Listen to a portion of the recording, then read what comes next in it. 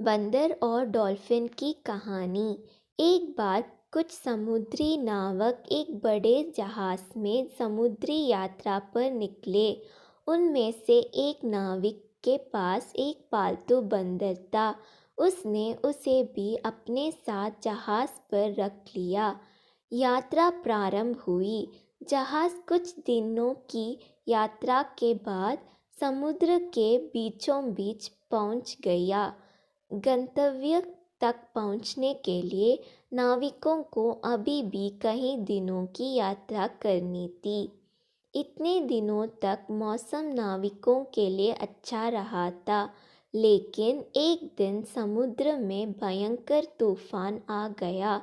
तूफान इतना तेज था कि नाविकों का जहाज टूट गया। नाविकों के जहाज को बचाने की बहुत कोशिश की, लेकिन अंततः जहाज पलट गया। नाविक अपनी जान बचाने के लिए समुद्र में तैरने लगे। बंदर भी पानी में जा गिरा था। उसे तैरना नहीं आता था। वह डूबने लगा और उसे अपनी मौत सामने नजर आने लगी। वह अपनी जान बचाने के लिए चीख पुकार मचाने लगा। उसी समय एक डॉल्फिन वहां से गुजरी।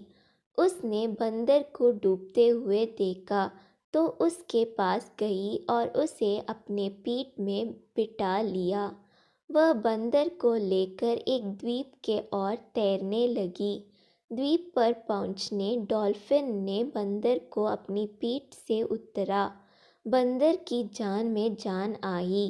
डॉल्फिन ने बंदर से पूछा, क्या तुम इस स्थान को जानते हो? हाँ बिल्कुल, यहाँ का राजा तो मेरा बहुत अच्छा मित्र है और तुम जानती हो कि मैं भी एक राजकुमार हूँ। बंदर की आदत बढ़ा चढ़ाकर बात करने की थी। वह डॉल्फिन के सामने बड़ी बड़ी बातें करने लगा। डॉल्फिन समझ गई कि बंदर अपनी शान बगराने के लिए झूठ बोल रहा था, क्योंकि वह एक निर्जन द्वीप था जहाँ कोई भी नहीं रहता था। वह बंदर की बात का उत्तर देते हुए बोली, हो तो तुम एक राजकुमार हो, बहुत अच्छी बात है, लेकिन क्या तुम्हें पता है कि बहुत जल्दी तुम इस द्वीप के राजा बनने वाले हो? राजा? और मैं? कैसे? बंदर ने आश्चर्य से पूछा।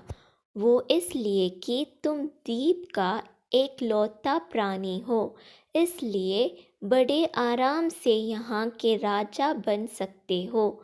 मैं जा रही हूँ, अब तुम अपना राजपाट संभालो।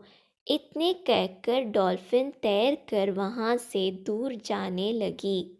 बंदर पुकारते रह गया और उसने झूठ और शौकी से नाराज डॉल्फिन उसे वहीं छोड़कर चली गई।